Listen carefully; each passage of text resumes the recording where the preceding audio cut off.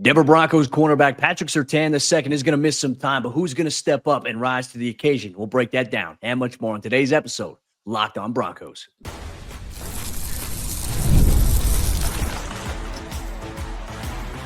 You are Locked on Broncos, your daily Denver Broncos podcast. Part of the Locked on Podcast Network, your team every day. The Denver Broncos are going to have to navigate some life without Patrick Surtain for a handful of weeks as he suffered a pec injury. We'll go through who steps up in his absence on today's brand new episode, Locked on Broncos, your daily Denver Broncos podcast, part of the Locked on Podcast Network, where you know it's your team every day. I'm Cody Roark, Broncos reporter from Mile High Sports, joined as always by Sayre Bedinger, site expert over there, predominantlyorange.com. Thank you so much to everyone in Broncos Country, all the everydayers out there. Thanks for tuning in and making us your first listen, however you choose to do so. And here's what we got in store on today's episode of the show. We know Pastor Surtain's going to be out quite some time here for the Broncos. Luckily, it's not a season-ending injury, but who is going to step up in his place? And could the Broncos be creative with their cornerback usage? We'll dive into that. Plus, we'll take a look at the state of the AFC West. The Broncos, they sit atop of the West after week 8, but they got a couple of people who are right behind them looking to take that top spot. And then we'll take an entire glance around the AFC as a whole to see where the Broncos stack up after week 8 and how they can build some momentum going into the next handful of weeks. You get all on today's episode of the show, brought to you by our friends over there at FanDuel. And right now, new customers can bet just $5. And if your bet wins, you'll get $300 in bonus bets to use across the app. Sayre, we got the unfortunate news about Pat Surtain's prognosis. Look, there's some varying reports out there. Jordan Schultz says 4 to 6 weeks here. The Broncos are officially coming out and saying week to week with a chance of him potentially landing on short-term IR, which means he would have to miss a minimum of 4 games, which would mean that the Texans game, the Raiders, the Chiefs, and then the Commanders game coming out of the bye week, the Broncos have a very interesting decision to make here, and that could come obviously as early as today, whether or not they put him on IR. It's the one position on the roster where you feel like you can sustain with a injury like this. And it's also, you're losing the best player on the team, right? So there's a great tension right here, Cody, for the Denver Broncos, because obviously you loaded up at that cornerback room. I mean, you and I talked about it, and we didn't just talk about it. I think we've seen it on the field. Like, the Broncos have the deepest cornerback group in the NFL. That doesn't mean you can just poo-poo the idea that you don't have Pat Surtain out there. We saw last year when Riley Moss went down with an injury that landed him on short-term IR, right? The Broncos shifted everything that they kind of did defensively, and it wasn't necessarily the most welcomed change, with Vance Joseph shifting from more man coverage to obviously zone coverage. That didn't work out well for Levi Wallace. It didn't work out well for the Broncos, and they gave up a lot of points. They gave up a lot of yards to folks like Jameis Winston and, all that whole stretch of games late last season. That was ultimately a little ugly, but the results, went in the Broncos' favor. I feel like this time around, you're in such a better position if you're the Denver Broncos to keep doing what you do well, to keep your defensive identity with an injury like this, as opposed to even a year ago when Riley Moss went down. I know it's a huge difference, Moss versus Surtain. Surtain is the defensive player of the year. There's no questioning how great he is. But if there was any position where you lost your best player, the cornerback room is the one area the Broncos are built to sort of keep things trucking along. Yeah, they're in a better spot, I would say, right now than they were last year with depth. And look, you never want to lose PS2, and we want to talk about impact, just how much his impact is magnified. Before the news came out about his injury, the Broncos were 1.5-point road favorites against the Texans this Sunday. They're now 1.5-point road underdogs. So you talk about a line shift. Look, that's how the betting world views it. This is a big loss here for the Broncos defense. You can't replace Pat Surtain, the value he brings, but this is a concerted effort as to, as an organization, why you draft and why you develop players. And that guy that's next up in line, look, I think that there's a lot of reaction out there, a lot of knee-jerk conversations about the Broncos should trade for this guy at corner. No, they shouldn't. They shouldn't trade for any corner right now. It's not necessary. They don't need that. You've drafted Kris Abrams-Draine. You've developed him. He played really nicely, too, stepping in. When the Broncos actually went to him as a rookie, they should have done that sooner versus just Levi Wallace out there. I mean, Levi Wallace was so bad that they pulled Levi on that final drive that could have decided the entire game. They put a rookie corner in in Kris Abrams-Draine. Abrams-Draine obviously is the guy who filled in on Sunday for Surtain, and he saw plenty of matchups against Pickens. He saw plenty of matchups against CeeDee Lamb. He did a really good job keeping everything in front of him. He's more of a comfortable off-ball cover corner, so we'll see if that changes, if he can play some press. I think he can. I mean, I watched him do it at Mizzou, but he's more comfortable playing off-ball coverage, reading the hips of the receivers. So that's going to be maybe where that challenge comes up this week here. What do you think, though? Because you see a lot of different conversations, and fans are saying, well, this is why you drafted Jahdae Barron. I don't think this is why you drafted Jahdae Barron. Look, Jahdae's role has become very big here for this defense.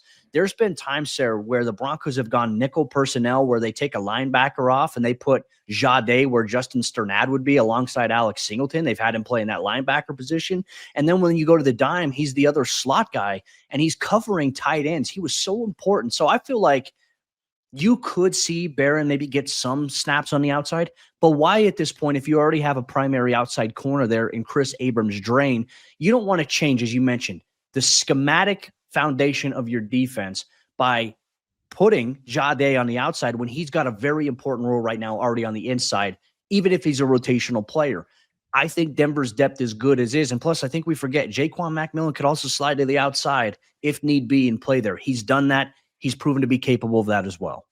Yeah, he had an interception. I was just watching. I don't even know why I got into watching highlights of the 49ers preseason game, Cody, but Jaquan had an interception. Remember that game where he gives up the big play early, then he's playing outside corner. I think it was the next drive or 2 drives later, he gets a pick playing outside corner, driving on the ball. So we know Jaquan can do that. I think you're right. I think that you didn't draft Jahdae Barron to be an injury replacement for Pat Surtain. You drafted Jahdae Barron to be an asset to your defense. Now, the solutions here for the Denver Broncos, I think there's more than one way to kind of figure this out going forward. I think the initial plan could very well be, let's put Kris Abrams-Draine out there. He's the most comfortable playing outside corner. We already have our other guys set. If we can replace one guy with another guy, it can almost work to your benefit in some ways, because right now, how do teams attack the Denver Broncos defensively? They say, we're going to throw at Riley Moss almost every time because we're not going to throw to Pat Surtain's side of the field. In one way, it gives Denver such an advantage because you're borderline playing 10 on 10 at that point with Pat Surtain just kind of wiping out his side of the field. In this way, now teams are going to look a number of different directions. It gives maybe a little relief to Riley Moss a little bit here. Maybe he can even be a bit more aggressive. I'm excited to see what they do because I don't think there's necessarily, this is the one way that makes sense. I think it does make sense to say maybe Jaquan does kick outside and Jahdae comes into your full-time nickel role. Maybe it is Kris Abrams-Draine taking Pat's spot. Maybe it is Jahdae kicking outside and playing outside corner for a bit. I think that's the exciting thing here is that you talk about having depth at a position. This is a chance to flex your depth a little bit. This is a chance to say, hey, we're not going to necessarily let a guy go out there and just struggle and the same thing that happened with Levi Wallace happens to another player. We have options right now. And that's the thing that I think don't get caught up in the whole trade stuff. If the Broncos are trading for anything, Cody, it should be an offensive weapon. It should be an offensive lineman. We'll get to that maybe later this week. I don't think they need to do it at corner. I think they've got young guys that need to play, that are getting an opportunity now to step up. Yeah, you're not going to bring someone in from another team that was just learning another scheme, or someone who's just been on the street, not playing this season, to come in and learn how complex this defense is. This is a very complex defense, talking to Broncos players. I will say this. I talked to someone close to Pat Surtain here, and they said that the hope is that he can hopefully come back for the Chiefs game. But at this point, he's going to get a second opinion. And from that point, they're going to evaluate what is best for him, because you got to be careful when it comes to pec strains, right? You tear your pec, you're done for the year. A strain is obviously something that's very problematic. It looked like it was very discomforting on the broadcast replay that we saw from him. And so you just have to be careful, because like Pat's position, so much of him is playing press coverage when you're jamming or you're trying to engage in a block. Like if someone goes a little bit wide and it stretches your arm back there, that can set that whole thing back. So the Broncos are going to obviously be very smart with this. Pat is such a great player. We'll see if he's got that Wolverine blood in him, though. A nice little callback to the 2022 season here. But obviously, a tough blow to the Broncos defense, not having PS2. He will not play against the Houston Texans, who could be getting Nico Collins back this week, which is something we'll break down throughout the week here on Locked On Broncos. With that said, Broncos Country coming up next, we're going to talk about the state of the AFC West. The Broncos, they're sitting atop, but Kansas City and the Chargers, they're lurking. We'll look at the whole entire division here on today's episode, Locked On Broncos. I'm Cody Roark from Locked On Broncos, and this episode is brought to you by Peloton. Peloton is shaping the future of fitness with the brand new Peloton Cross-Training Tread Plus, powered by Peloton IQ. This is Peloton's most advanced equipment yet, giving you real-time guidance and endless ways to move, whether you're running, lifting, or you're cross-training with your favorite instructors like Alex Toussaint. It's training reimagined to make your workout more personal. Peloton is built for breakthroughs with features that help you plan, stay motivated, and hit peak performance. You can let yourself run, lift, flex, and go while Peloton handles all the rest. Plus, Peloton IQ provides real-time strength coaching, tracking your progress and suggesting weights that challenge you so you can get stronger. Plus, the new movement tracking camera, it counts your reps and corrects your form in real time, making sure every rep is safer and smarter. So let yourself run, lift, flex, push, and go. Explore the new Peloton Cross-Training Tread Plus at onepeloton.com. We all expected the AFC West to be one of the best and most competitive divisions in 2025. And guess what? Nobody in the division lost in week 8, especially with the Raiders on a bye. I don't know. Maybe did the Raiders catch an L during the bye week? I don't know. But Broncos Country, ultimately, the Broncos still have plenty of work to do this season. They are in first place. That's the good news. But the bad news is Kansas City Chiefs are heating up. The Los Angeles Chargers, they got back on track. And you know what? You got an opportunity before you. So we're going to break down the state of the AFC West after week 8. We're at midseason. We're almost to the NFL trade deadline. And you know what? We appreciate every single one of you for tuning in every single step of the way. All of you everydayers out there, all of you who make us your first listen of the day, we appreciate you so much. A Pat Bryant style mile high salute, Cody, to everybody out there that makes Locked On Broncos their first listen of the day. So let's talk about the state of the AFC West. Nobody lost in week 8, unless you want to. I love the jokes, by the way. Anybody that posts the jokes about the Raiders losing to the bye week, like that stuff, that always gets me. It's like the undefeated. It is. It's undefeated. It's like the Joker at the beginning of free agency or the draft. He's like, and here we go. Everybody likes to post that. But the bye week loss for the Raiders is great. So, but realistically, the Chargers, they crushed the Vikings on Thursday Night Football. Looked like they kind of had a little bit of a get-right game there. The Chiefs, they just kind of had too much of a talent gap between them and the Washington Commanders at this point, especially with no Jaden Daniels out there. So the Broncos, the only team that didn't play a backup quarterback this week. What's your take on the AFC West right now? What's your read? How let's talk about the Chiefs first. Like, are they legitimately back, or are you still feeling like maybe it's the team we saw early in this season? I mean, they're playing much better right now than they have. And look, I understand against the Commanders. The Commanders have taken a step back this year. Obviously, Jaden Daniels' injuries definitely factored into that. But that defense under Dan Quinn, that unit has kind of taken a step back from what we saw from them last year, that kind of Cinderella season that they had here. I mean, Kansas City had, I think, 3 straight drives there where it was like 8 plays, 80 yards. They had, I think, a 13-play, 119-yard drive because of penalties. And it milked just 5 to 6 minutes off the clock. They had four possessions that did that ended in touchdowns. That is hard to beat, and that is tough. And like right now, Kansas City has some momentum. And as much as I hate to say it, like this is why I think the injury to Pat Surtain comes at the absolute worst time, because you need Pat this week against the Texans. I feel like you need Pat against the Las Vegas Raiders, who could be having Brock Bowers return to the mix there. And obviously they just added Tyler Lockett. Yay, needle mover there. We'll talk about that later. And then you got obviously a matchup with said Kansas City Chiefs before you go into your bye week in week 12. So week 11, I mean, that matchup could have been looming large. And going into that, you want a guy like Pat Surtain in the mix there. So that's where I think things are crazy. So Denver's schedule, I think, they face some tough windows here because you play Sunday, tough physical game against one of the NFL's best defenses in the Texans, and then you have a short turnaround. Yes, it's the Raiders, but it's a short turnaround on a Thursday night against Max Crosby, who we all know is a very, very good player. I think Denver's defense will be fine matching up against the Raiders' offense, but as we have seen at times, that Raiders defense can come to play in certain moments. So I'm very, very curious to see how it all plays out. Kansas City's schedule is what I look at right now. I'm like, this team is preparing to go on a run. Now, obviously, they just beat the Commanders. Their next games here, their next 5 weeks, at the Buffalo Bills, which we know those matchups between Mahomes and Josh Allen are always tough, down to the wire, exciting games. That's on the road at Buffalo. Then Kansas City goes into their bye week, and then they come and then they play the Denver Broncos in Denver. Then they'll take on the Indianapolis Colts in Kansas City, and then they're at the Dallas Cowboys. So, this is just a very crucial window, I would say, for the Broncos to build on their lead right now, where they're sitting at 6-2. You win these next 2 games, and let's say you beat Kansas City, win these next 3 games. The Broncos at that juncture, Sayre, will go into their bye week at 9-2, which would be absolutely crazy, and we would welcome it. We want that.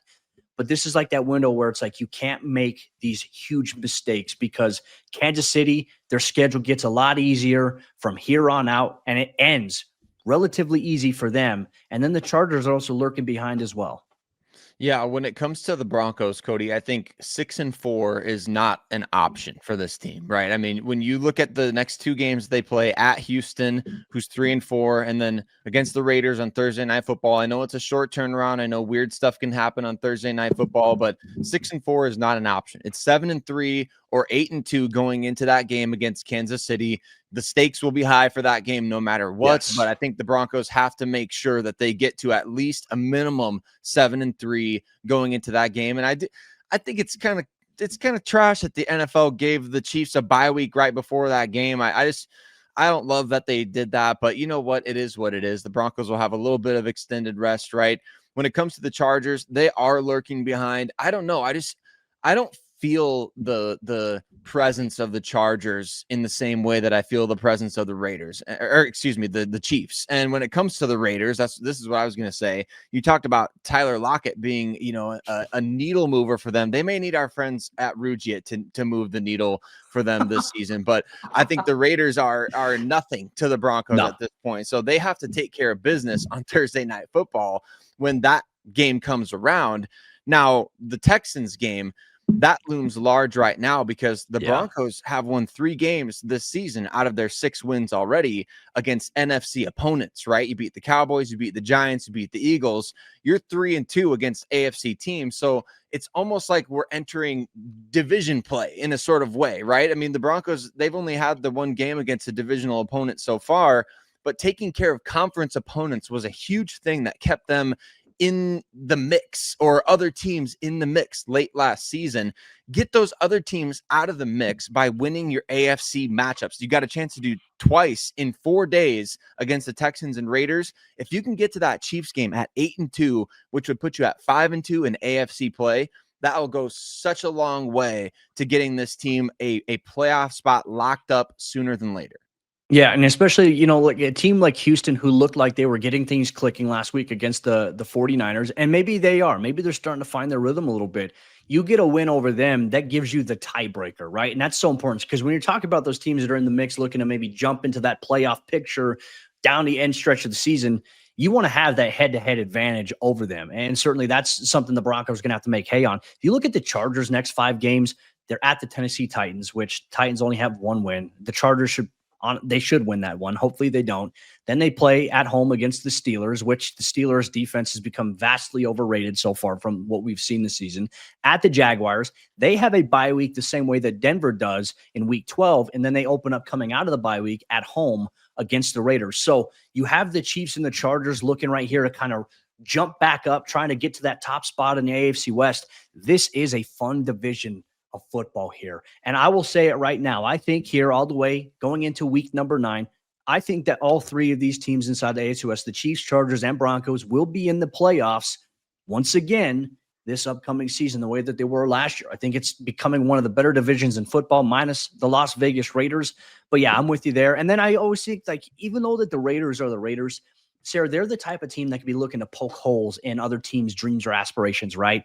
They're on a bye week in week 8. They play this Sunday against the Jacksonville Jaguars at home. Then they have that Thursday night turnaround, as do the Broncos, against Denver here.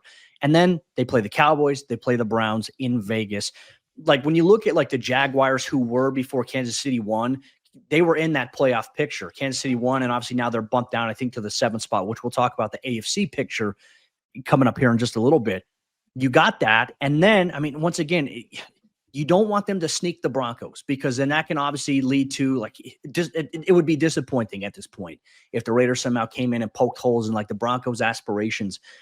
They're in a very crucial window right now, Denver. So I'd say there's probably more pressure right now on the Broncos than there are teams like Kansas City or even the Chargers right now with the schedule that's coming up ahead. So that's kind of how I wanted to summarize it. And look, Broncos country, we want to hear from you as well. What are your thoughts on the state of the AFC West? Do you feel like Kansas City is gearing up to try to make a run here? Because after they go through their bye, they have to face Denver, which we know is going to be a tough matchup for KC. But after that, the schedule's pretty easy for them for the rest of the way, maybe minus that Colts game or maybe a Chargers matchup here. But very, very crucial times here for this Broncos team. They got to take advantage. Can we see them do just that? But coming up next, Broncos country, we're going to take a look at the state of the entire AFC. Where do the Broncos stand in the playoff picture? And did it turn out the way that you and I thought it would before the season even began? We'll go through that and much more on today's episode, Locked On Broncos.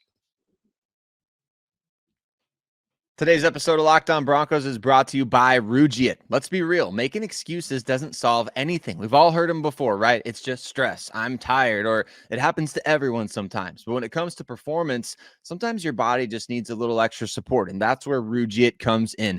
Rugiet.com offers fast-acting, doctor-prescribed treatments for ED designed to help you stop making excuses and start making moves. Rugiet makes it easy to get started. You just connect with a board-certified doctor 100% online, no awkward waiting rooms, no in-person appointments, and if prescribed, your treatment ships discreetly straight to your door. In the process, it's fast, simple, private. It's all handled by real doctors, and it's all about confidence, connection, and getting back to those moments that matter. Visit rugiet.com/LockedOnNFL to get 15% off your first order. That's rugiet.com/LockedOnNFL. And don't forget to use our code LockedOnNFL so they know we sent you. Rugiet, stop making excuses and start making moves. Today's show is also brought to you by FanDuel. The NBA is back, and there's no better place to get in on the action than FanDuel, the official sports betting partner of the NBA. Even if you miss the start of a game or want to ride the hot hand, FanDuel has live bets on everything from who will score next to fourth quarter comebacks. Plus, you can even combine your live bets into a same-game parlay for a shot at a bigger payout. It keeps every game exciting, especially when your team is making that late push, just like my Chicago Bulls have been doing early this season, off to their first 3-0 start in years. And the Denver Broncos this week against the Houston Texans, that Pat Surtain injury shifted the line from the Broncos being 1.5-point favorites to now the Texans being 1.5-point favorites. You might want to get in on that action as well as any other in-game action over there at FanDuel. And right now, FanDuel is giving new customers $300 in bonus bets when your first $5 bet wins. So head to FanDuel.com to sign up and play your game with FanDuel, the official sports betting partner of the NBA. The AFC playoff picture halfway through the season looks very interesting, and some surprise developments all across the league. And of course, the Broncos find themselves in a top-tier position. We'll break it all down here on today's episode of the show. I want to say thank you once again to everyone in Broncos country, all the everydayers. Thanks for tuning in, making us your first listen, however you choose to do so. Sayre, let's talk about the entire picture here of the AFC. We looked at the AFC West. We know that right now 3 teams from the West are inside. If the playoffs were to begin today, they're inside that playoff picture, which is obviously a show of strength of the division. But man, this season has been very interesting from the AFC standpoint, with the emergence of obviously the Indianapolis Colts and what they've been able to do with Daniel Jones, Drake May, and his big season he's having for the New England Patriots. I was going to say, like, nobody, I think, had it on their bingo card that coming into week 9 of the regular season, the Colts and the Patriots were going to be at top of the AFC. This is almost like when Brady and Manning were playing. This would have been like, if you would have said this early on in the season, I would have been like, you're kidding. No, absolutely not. That's not going to be the reality. Yet here we are, and the Broncos, 3rd right now, right behind them. Yeah, the AFC is partying like it's 2015, Cody. There's no question about it. I mean, when you look up and down, the Steelers leading the AFC North, Broncos leading the West, Patriots leading the East, the Colts leading the South. I mean, it is a picture directly out of that 2010, 2012 to 2015 era, when Andrew Luck was still playing ball, right? So, I mean, yeah, it's hearkening back to old times. And for the Denver Broncos, the state of the AFC right now is precisely why I think the Broncos have to be buyers at the NFL trade deadline, because the AFC is as wide open as you could have possibly asked at the beginning of the year. What was the big thing we talked about going into this season? Can the Broncos prove that they are on the same level as teams like Kansas City, as teams like Buffalo, Baltimore? Well, the perception after getting blown out in last year's playoffs against the Bills was that the Broncos are still a ways away. Now, everything tells us, the records of every team out there, the way that every team has played, the way the Broncos have played, the win in Philadelphia, the dominating win over the number one offense against the Cowboys, everything has shown us that this Denver Broncos team is just as good as anybody else in the AFC. They came a leverage penalty away from beating the Indianapolis Colts, who have the best record in the league. The Broncos are fractions of plays. They didn't even trail with any time left on the clock against either the Colts or the Chargers. I mean, it took until the very end of both of those games for the Broncos to actually get beat. So to me, you go into this trade deadline, you come away, no matter what happens against Houston, you are buyers at the trade deadline. George Paton's never been able to do that. And the state of the AFC right now is exactly what you could have asked for if you're the Denver Broncos. You are up there in the top three. Everybody else has proven there's weakness in the armor. You've got to kick the door down and attack while you can. Well, and right now, too, if the playoffs begin today, the Colts 1, Patriots at the 2 seed, the Broncos at the 3 seed, the Steelers by default of them being the leader in their division right now, which that actually might end up being the worst division in football right now. Maybe an argument to be had there with the AFC South minus the Indianapolis Colts.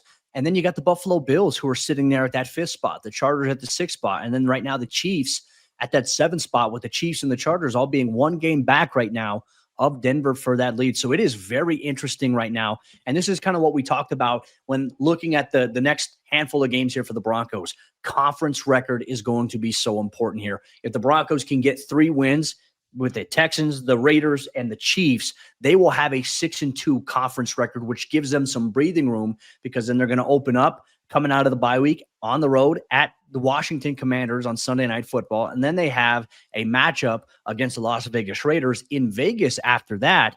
So you'd have that, and then you have a 2-1 divisional record, which obviously the Chargers right now have the advantage in that category with a 3-0 start that they had on the year. And they're a crazy Justin Herbert miraculous touchdown throw on 4th down away from Denver. I mean, from Denver being at that point, as you mentioned, we're talking about 2 plays really being the difference between Denver right now being 8-0 versus them being potentially maybe even 7-1, or where they're at right now, 6-2. It's crazy to think about. And we haven't seen this Broncos team, I think, play their best overall football, certainly not on the offensive side. Last week was a step in the right direction, but now you got to do it against a tougher defense this week in the Houston Texans. And if Denver can do that, then I think the conversation changes a little bit. And maybe people are going to start to respect Denver a little bit more in the national media, though we don't really care what the national media says. They don't go into practices. They don't really follow the team. They just react to things. We're boots on the ground. We have you covered every single day here, Locked On Broncos. So your thoughts here on kind of this pecking order inside the division. I know you talked about the trade deadline and maybe Denver being buyers. Tomorrow's episode is certainly going to highlight that. We're going to tease a little bit here, because I think with the injuries to Lucas Kroll being out for the year now after having foot surgery, and obviously significant potential knee injury for Nate Adkins, the tight end position might be the position the Broncos have to become buyers at here to keep the flow going on the offensive side of the ball. That's what we'll talk about on tomorrow's show. But in your thoughts right here, Sayre, if you had to predict right now, how do you see the Broncos' next 3 games going for them at this point? I think a minimum of 2-1. I think that's the way that I see it happening, right? The Broncos, once again, have an opportunity against Houston for sure. And definitely when you come back home a couple weeks later against Kansas City. And obviously you want to beat the Raiders. Like, I'm not trying to diminish that game, but when you're talking about this team closing and winning against good teams, this is their opportunity to do exactly that. I mean, you don't want the Houston Texans lurking in the playoff picture this season. So do your part to get them out of it. And the same thing can be said of teams like Baltimore right now. Like Baltimore is going to start creeping up, right? Baltimore is 2-5 and they've got Lamar Jackson back for Thursday night. They're going to probably win that game, and they're probably going to get to 3-5 pretty quick. The Baltimore Ravens, before we know it, Cody, we'll blink our eyes. We'll be getting our turkeys prepared, and they'll be 500 or better, right? And so that's where you just really want to take advantage of the opportunity that you have. Sean Payton said it after that Buffalo game last year. We got to find a way to host a game like this. We got to find ways to host playoff games. You and I talked about the only way to do that is to win your division. So do that. Go do it. Go take that opportunity that's right in front of you right now. Broncos Country, Sayre could always give a sermon on how to fire you up here. I feel like you were giving like a pregame speech. I was like, all right, Sayre, let's go strap up the helmet. Let's go play there. It's going to be very important for the Broncos to take care of business here in the next handful of weeks coming up. As we always say, as a team in the position that Denver's in, they control their own destiny. How will they handle the pressure that's coming up? Obviously, being without Pat Surtain, and can the offense continue to ascend and play better? And if they can, hey, this Broncos team is going to be very scary. They might come for that top spot in the AFC. And if that does, what a development that would be here. But with that said, Broncos Country, that'll wrap up today's episode of the show. We appreciate you rocking with us. Make sure if you're a brand new viewer or listener, you loved what we talked about here today, hit that subscribe or that follow button so you never miss out on what's going on. And for all you everydayers, here's what you can expect tomorrow. The Broncos were rumored to be eyeing the tight end market before injuries at the position. Now with the NFL trade deadline coming up next week, who could they potentially look at to add to the mix alongside Evan Ingram and Adam Troutman if the Broncos become buyers? We'll take a look at several key options that could be difference makers if the Broncos offense hopes to keep ascending to where they want to be. You'll get that and more on tomorrow's episode of the show.